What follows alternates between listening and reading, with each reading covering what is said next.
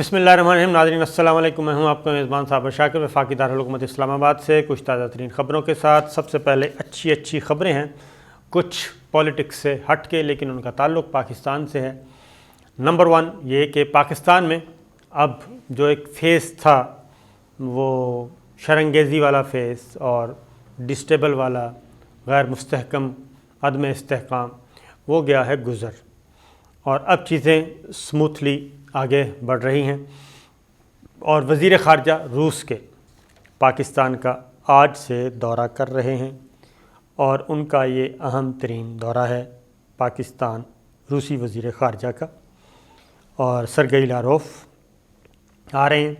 ये बात जहन में रखिए कि इस वक्त जो शंघाई ताउन तंज़ीम है, शंघाई ताउन तंज़ीम वो इस रीजन में एक अहम तरीन इत्तेहाद, फ़ौजी इत्तेहाद बनने जा रहा है।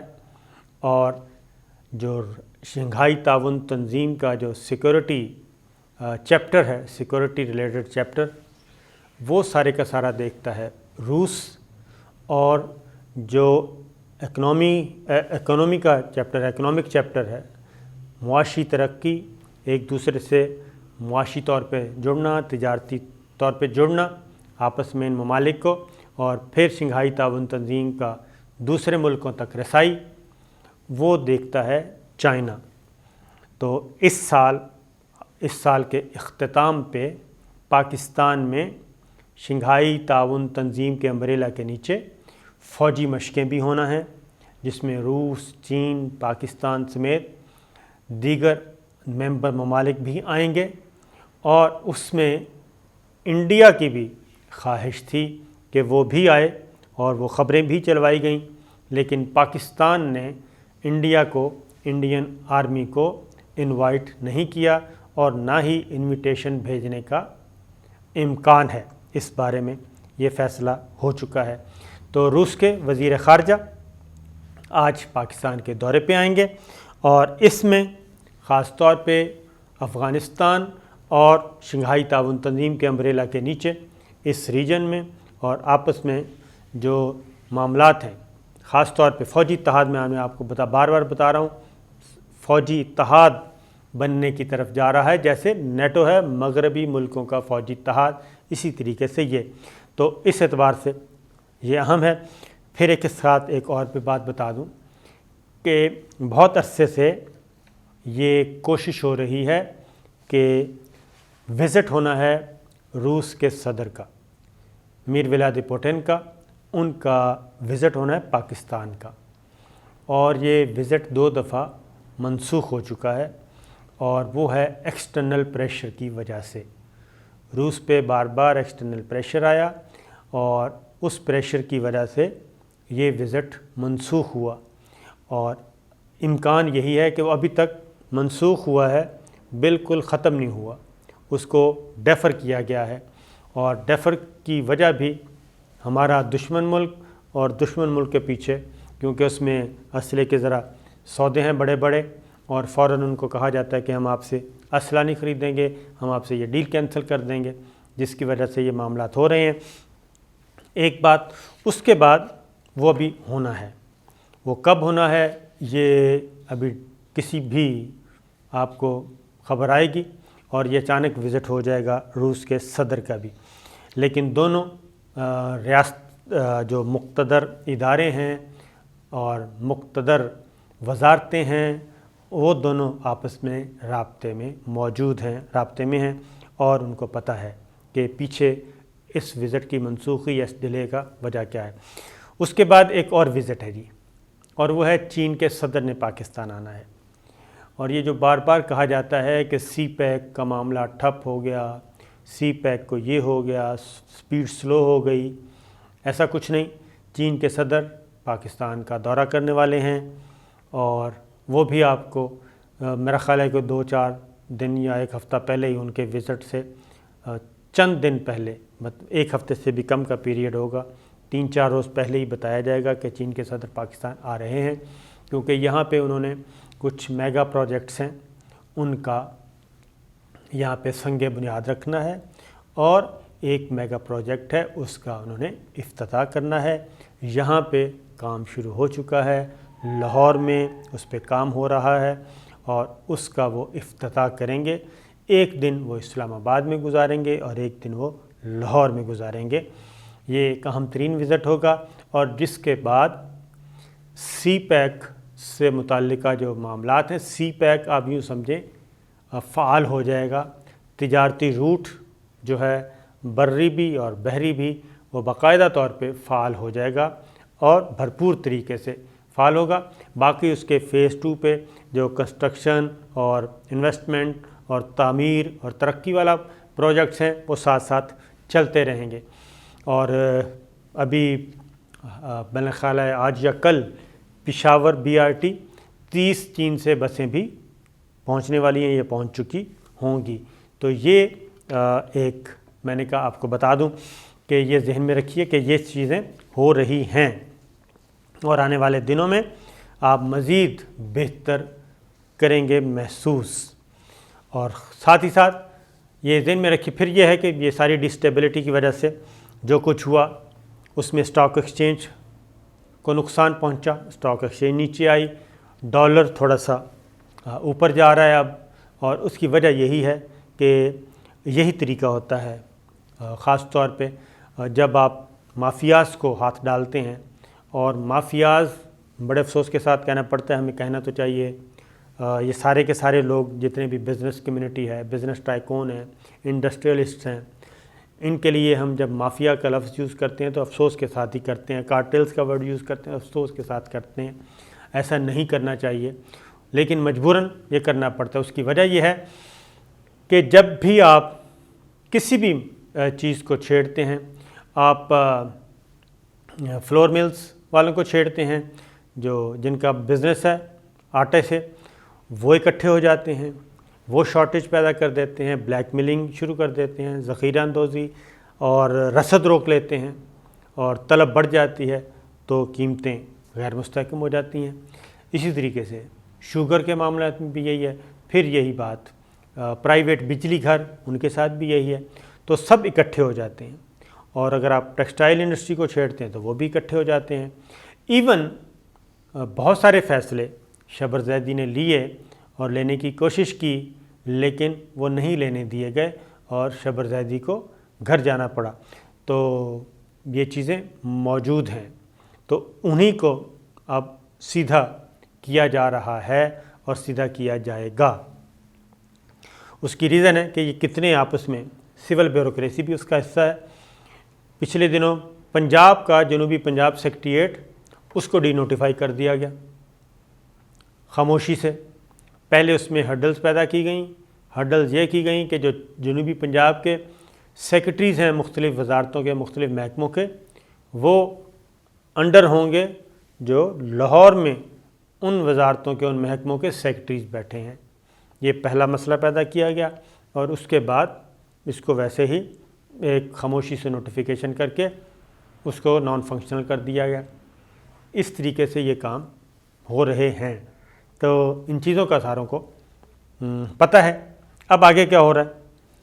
اب طے یہی ہوا ہے کہ ان چیزوں کو ایک سائڈ پہ رکھیں گے اور جس وکٹ پہ اپوزیشن کھلانا چاہ رہی ہے اس وکٹ پہ, اپوزیشن کی وکٹ پہ گورنمنٹ کو اب نہیں کھیلنا, کیونکہ بہت ساری چیزیں بند کمروں میں طے پا چکی ہیں. بہت ساری چیزیں بند کمروں میں طے پا چکی ہیں اور احتساب عدالتیں مزید آ رہی ہیں. ان احتساب عدالتوں میں مزید مقدمات اور جو چیف جسٹس آف پاکستان مزید ایکٹیو ہونے لگے ہیں اور وہ نگرانی کریں گے ان ساری چیزوں کی کہ نیب آرڈیننس کے تحت ہر چیز ٹائم پہ ہو رہی ہے کہ نہیں ہو رہی.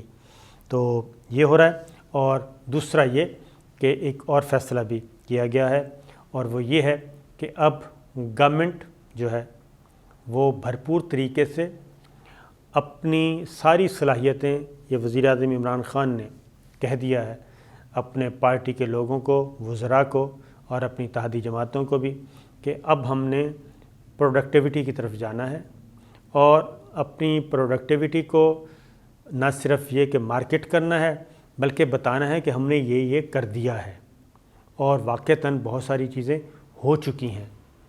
اور میں یہ آپ کو بتا رہا تھا کہ جب آپ نے شوگر ملز کو چھیڑا، فلور ملز کو چھیڑا، انڈسٹریز کو چھیڑا، FBR کو تھوڑا سا تیز کیا تو اس کے نتیجے میں یہ ہوا کہ انہی کے پیسے اور پرائیویٹ بجلی گھر، اگر آپ ان ساروں کو دیکھیں، یہ کارٹل جو ہے یہ آپس میں ایک دوسرے کے ساتھ جڑے ہوئے ہیں، یہ سب آپس میں رشتہ دار بھی ہیں، یہ سب آپس میں جڑے بھی ہوئے ہیں اور ایک دوسرے کو لک آفٹر کرتے ہیں۔ اور بدقسمتی کی بات یہ ہے کہ وزیر اعظم عمران خان کو اس بارے میں سوچنا چاہیے کہ وہ عشرت حسین جیسے چلے ہوئے کارتوس سے کیا حاصل کرنا چاہتے ہیں۔ کیا وہ آج تک انہوں نے 3.25 سالوں میں کوئی چیز دی؟ نہیں دی۔ رزاق داؤد صاحب، ان سے وہ کیا حاصل کرنا چاہتے ہیں؟ ارباب شہزاد صاحب سے کیا حاصل کرنا چاہتے ہیں؟ اور بے شمار لوگ ایسے ہیں جن سے وہ پتہ نہیں کیوں انہوں نے اپنے ساتھ رکھا ہوا ہے کہ ان کو اپنے ساتھ رکھا ہوا ہے۔ اس کی جگہ پہ قومی اسمبلی میں، سینٹ میں بہت اچھے لوگ موجود ہیں جو منتخب بھی ہیں، جو عوام کو بھی سمجھتے ہیں، عوامی مسائل کو بھی سمجھتے ہیں، عوام کو جواب دہ بھی ہیں۔ وہ ہر فیصلہ عوامی مفاد کو بھی سامنے رکھتے ہوئے کریں گے، کوئی ایسا فیصلہ نہیں کریں گے جس سے عوام کا گلا کاٹا جائے۔ تو یہ چیزیں اب شوکت ترین صاحب، یہ آپ یہ دیکھ لیں کہ اب پوری کوشش کی جا رہی ہے۔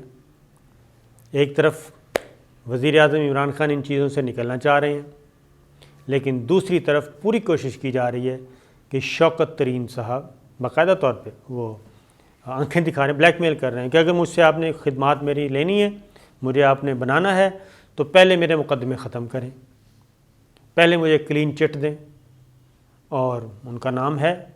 تو ایسے چلے ہوئے کارتوس سے فائدہ کوئی نہیں ہے ان سے لینے کا۔ تو وزیر اعظم عمران خان کے لیے یہ بہت اچھی چیز ہے، بہت اچھا وقت ہے، ان کو اس سے فائدہ اٹھانا چاہیے۔ ایک طرف روس، چائنا، پوری دنیا پاکستان کی طرف دیکھ رہی ہے، پھر سعودی عرب جو بالکل بہت دور چلا گیا تھا، اب وہ پاکستان کی طرف واپس لوٹ رہا ہے اور ہماری شرائط پہ لوٹ رہا ہے اور ہمارے موقف کو تسلیم کرتے ہوئے واپس آ رہا ہے کہ پاکستان کا موقف درست تھا۔ تو اچھی اچھی خبریں آ رہی ہیں، لیکن یہ مافیاز کیا کرتا ہے، اسٹاک ایکسچینج کو اس نے بٹھانے کی کوشش کر رہا ہے کہ اگر ہمیں آپ نے چھیڑا، ہماری طرف قدم بڑھایا تو پھر ہم یہ بھی کر سکتے ہیں۔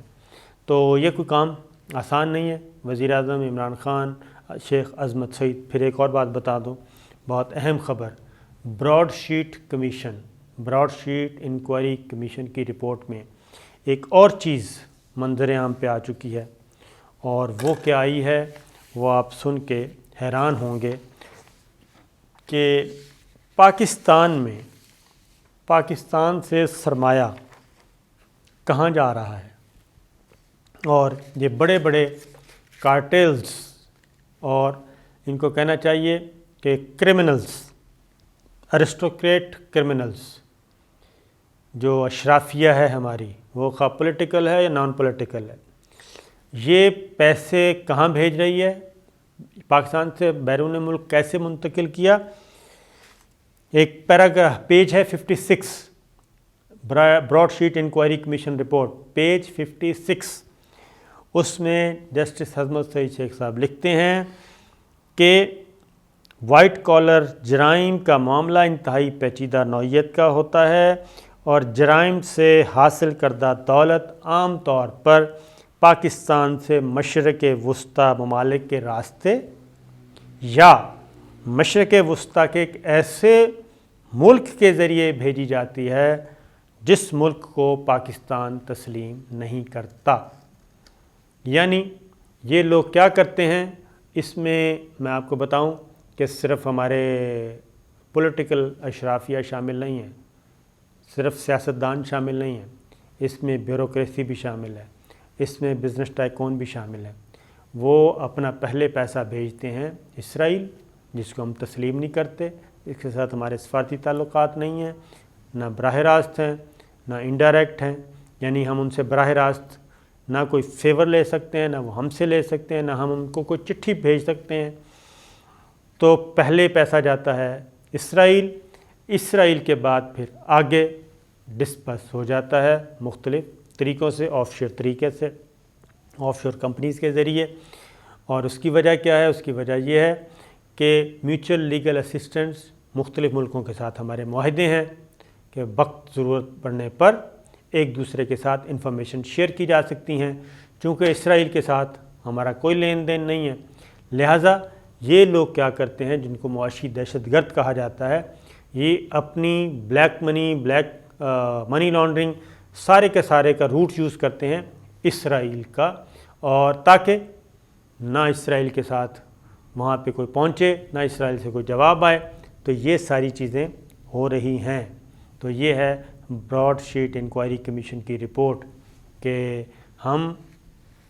ہمارے جو یہ اہم ترین مالدار سرمایہ دار لوگ موجود ہیں، وہ اپنے فائدے کے لیے، اپنی بلیک منی کو وائٹ کرنے کے لیے، منی لانڈرنگ کے لیے کون کون سا راستہ اور کون کون سا روٹ استعمال کرتے ہیں تاکہ وہ قانون کے شکنجے میں سے بچ سکیں اور سزا سے بچ سکیں۔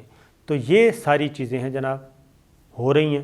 تو اس کے بعد آپ خود سوچیں کہ پاکستان کوشش کرتا ہے 2 قدم آگے جانے کی، پیچھے سے ٹانگیں کھینچنے والے یہ سارے لوگ ہوتے ہیں، کیونکہ پاکستان آگے جائے گا، پاکستان ترقی کرے گا تو پاکستان مضبوط ہوگا، تو ان کے گریبانوں تک ہاتھ جائے گا۔